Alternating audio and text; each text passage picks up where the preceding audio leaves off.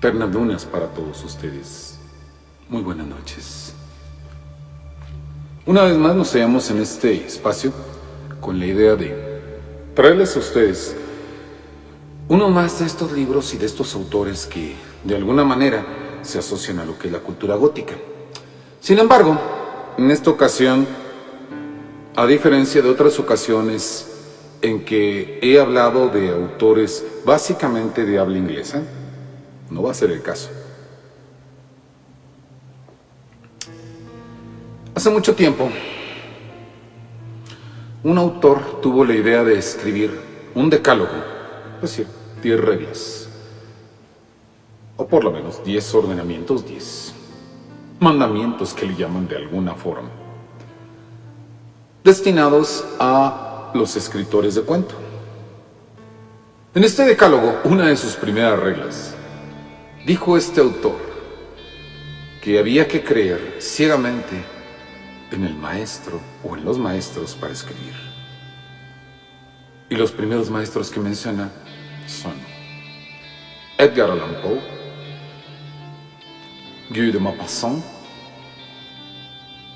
A continuación menciona al no menos brillante en este sentido, por supuesto, que Anton Pavlov Chekhov, y a Rudyard Kipling.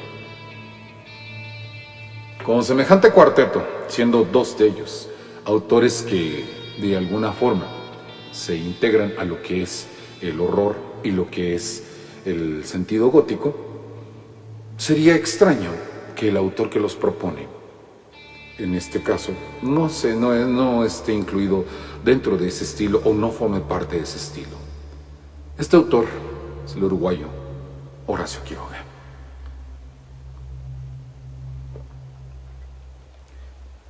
De Horacio Quiroga y de su literatura, por supuesto, una de las cosas más mencionadas que viene a ser, pues, esta obra, que como muchos autores tienen en algún momento, forma parte de los textos que a veces opacan el resto de su producción, lo cual, pues, resulta sumamente injusto.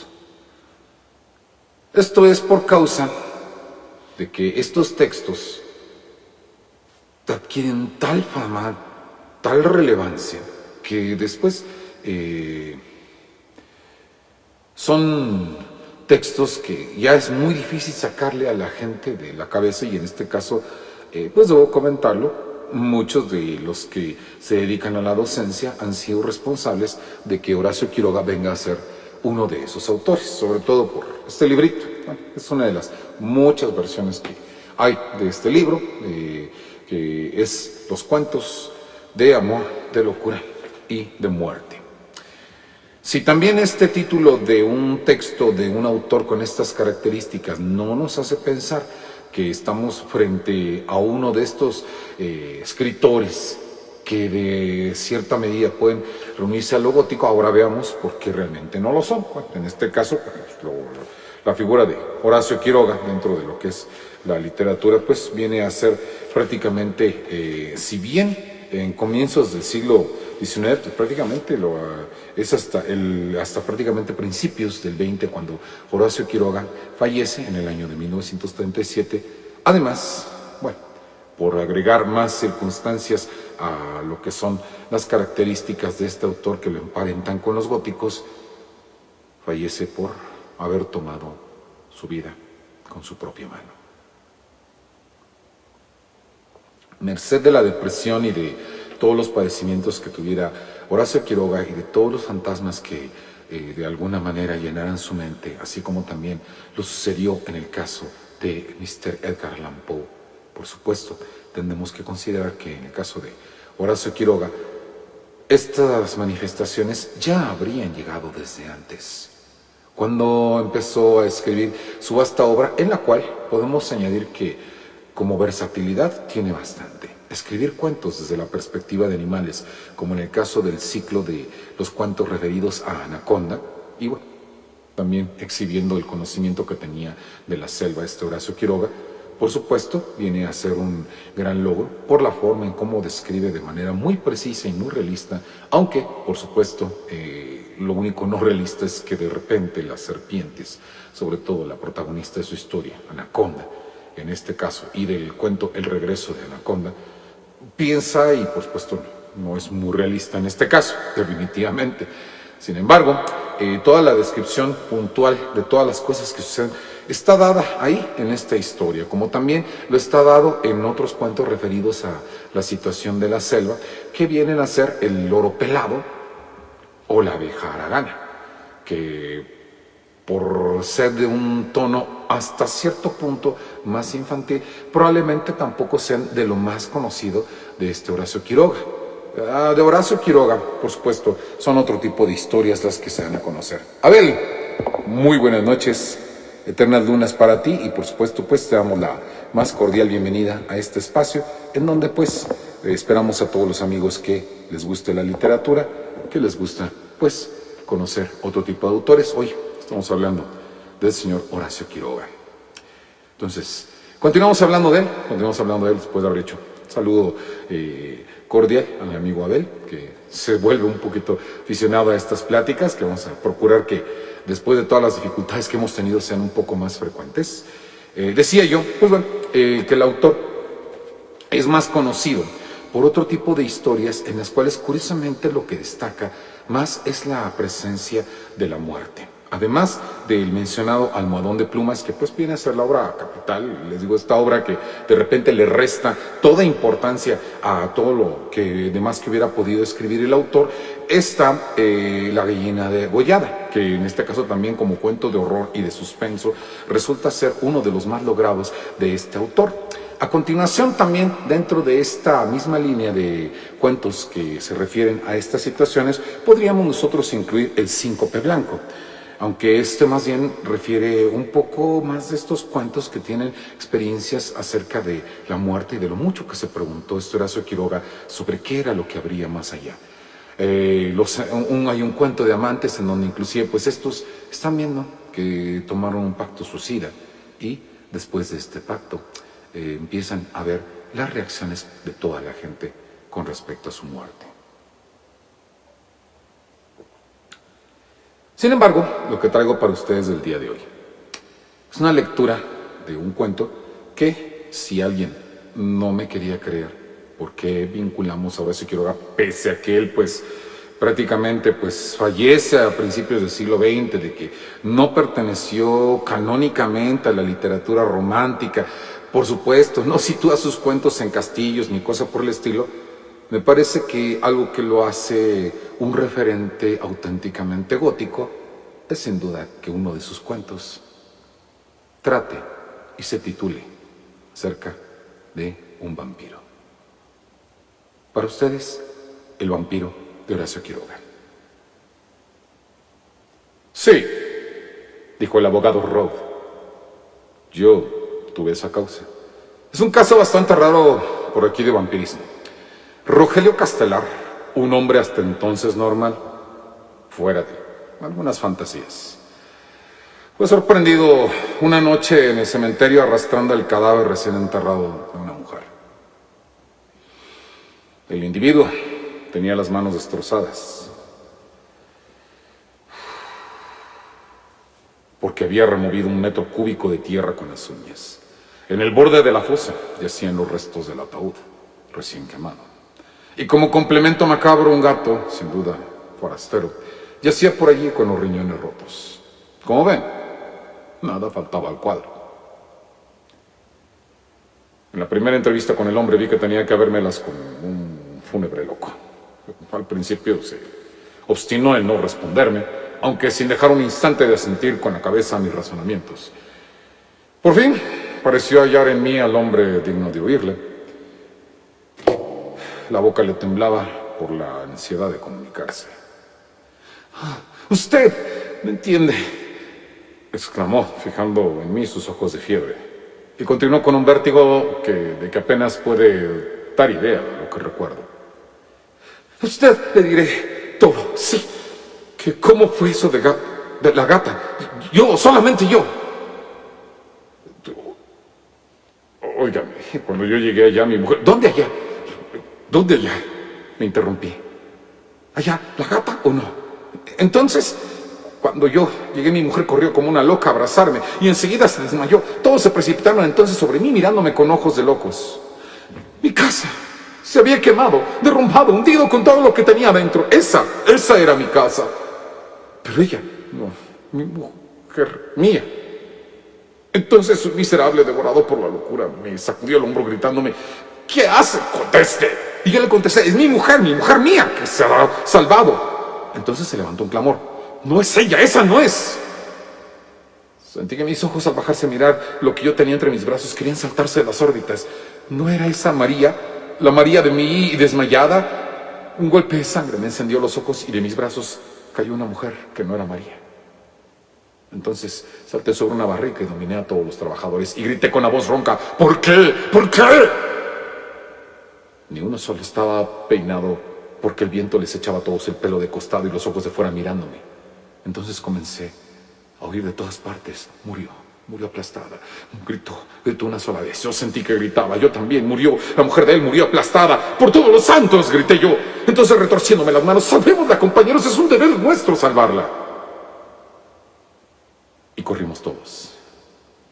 Y todos corrimos con silenciosa furia a los escombros. Los ladrillos volaban, los barcos caían descuadrados y la remoción avanzaba a saltos. A las 4 yo solo trabajaba, no me quedaba una sola uña sana. Ni en mis dedos no había otra cosa que escarbar. Pero mi pecho, angustia y furor de tremenda desgracia que temblaste en mi pecho al buscar a mi María. No quedaba sino el piano por remover. Había allí un silencio de epidemia. Una enagua caída de ratas muertas. Bajo el piano tumbado, sobre el piso granate de sangre y carbón, estaba aplastada la sirvienta. Yo la saqué al patio, donde no quedaban sino 4 paredes silenciosas, viscosas de alquitrán y agua. El suelo resbaladizo reflejaba el cielo oscuro. Entonces cogí a la sirvienta y comencé a arrastrarla alrededor del patio. Eran míos esos pasos. ¿Y qué pasos? Un paso, otro paso, otro paso. En el hueco de una puerta, carbón y agujero nada más, estaba acurrucada la gata de casa, que había escapado al desastre nunca estropeada. La 4ª vez que la sirvienta y yo pasamos frente a ella, la gata lanzó un aullido de cólera. ¿No era yo entonces? Grité desesperado. ¿No fui yo el que buscó entre los escombros la ruina y la mortaja de los marcos, un solo pedazo de mi María? La 6ª vez que pasamos delante de la gata, el animal se erizó. La 7ª vez se levantó, llevando a la rastra las patas de atrás. Y nos siguió entonces así, esforzándose por mojar la lengua en el pelo engrasado de la sirvienta. De ella, de María. No, maldito rebuscador de cadáveres. Rebuscador de cadáveres, repetí yo mirándolo. Pero entonces eso fue en el cementerio. El vampiro se aplastó entonces el pelo mientras me miraba con sus inmensos ojos de loco. ¿Con qué sabías entonces? Con que todos lo saben y me dejan hablar una hora. ¿Ah? Rugió en un sollozo, echando la cabeza atrás y deslizándose por la pared hasta caer sentado. ¿Pero quién me dice el miserable? Yo aquí, porque en mi casa me arranqué las uñas para no salvar del alquitrán ni el pelo colgante de mi María. No necesitaba más, como ustedes comprenden, concluyó el abogado, para orientarme totalmente respecto del individuo. Fue internado enseguida. Hace ya 2 años de esto, y anoche ha salido perfectamente curado. ¿Anoche?, exclamó un hombre joven de riguroso luto. ¿Y de noche se da alta a los locos? ¿Por qué no? El individuo está curado, tan sano como usted y como yo. Por lo demás, si reincide, lo que es de regla en estos vampiros, a estas horas debe de estar ya en funciones. Pero estos no son asuntos míos. Buenas noches, señores. Así concluía el cuento de Horacio Quiroga, llamado El vampiro. Por supuesto, el pretexto para poder hablar de una manera ambigua de la posible enfermedad mental o no del protagonista es uno de los recursos que maneja este Horacio Quiroga, haciendo hablar, primero para narrarnos la historia, al abogado, para continuar después entre los desvaríos de un loco que pretende de alguna manera haber rescatado a su mujer, cuando en realidad lo que estaba haciendo era desenterrarla. Y por supuesto, esto alcanza para llamarle vampiro a este personaje, pues no olvidemos que de alguna manera estas criaturas de la noche se caracterizan precisamente por la cercanía que tienen con la muerte, aunque no exactamente tal como se está planteando aquí. Aquí probablemente Horacio Quiroga se esté de alguna manera acercando más a estas especies antiguas de vampiros que sí, efectivamente buscaban dentro de los muertos recientes tratar de convertir a insepultos o simplemente devorar sus cuerpos, como se habla en el caso de todo lo que es los vampiros de la Europa del Este. Sin duda alguna, pues resulta muy interesante el hecho de que Horacio Quiroga adquiriera tal gusto por todo lo que es el estilo gótico que podríamos de alguna manera concluir el día de hoy diciendo que el estilo gótico probablemente desde que surgió, desde entonces hasta nuestros días, sigue siendo eterno en el gusto de los seres humanos, en el gusto de las personas que como ustedes y como yo, servidor de ustedes, Paul Raven, sin duda alguna, disfrutamos enormemente crearlo, escribirlo, leerlo, verlo, ya que tenemos la oportunidad de los filmes y gozarlo de esta manera. ¿No lo creen ustedes? Síganos en Eternal Lunas. Ya saben que la URL de Eternal Lunas es Cultura Gótica, en el caso de lo que es Facebook. En el Instagram, Eternal Lunas 1. También podemos recomendarles que ustedes entren a nuestra cuenta de TikTok, a la cual simplemente encontrarán buscando Eternal Lunas y, por supuesto, nuestro logotipo que les servirá de guía para poder hallarse en ese espacio. En nuestra cuenta de Twitter, Eternal Lunas 22, esta semana vamos a tener como último evento de lo que es, para cerrar este año en Twitter, una lunada en la cual, si ustedes quieren escribir en Twitter, quieren mandarnos su escrito en Twitter, tienen su cuenta en Twitter, ustedes escriban una historia relativa a esta criatura de la Navidad un poco ortodoxa, que es llamada el Krampus, de la tradición alemana, por supuesto, de la noche de Krampus y Krampusnacht, en este caso, que se refiere a que en la noche del 5 de diciembre este ser que tiene mucha cercanía con los demonios por causa de su aspecto se aviene a secuestrar a los niños que no se han portado bien. Así que si ustedes sienten el deseo de escribir algo por el estilo, ¿por qué no nos acompañan en Twitter? En Twitter vamos a tener el space, ustedes van a poder leer en voz alta. Si ustedes están dentro del público, les damos el micrófono para que ustedes puedan leer su propia creación o confíen en nuestras voces enviándonos un mensaje a través del chat de lo que es el space. También, además de estos eventos, por supuesto, recuerden que tenemos nuestro canal de YouTube, en donde estamos subiendo semanalmente tanto los videopoemas anteriores como también algunos episodios selectos de estos espacios llamados los libros del cuervo.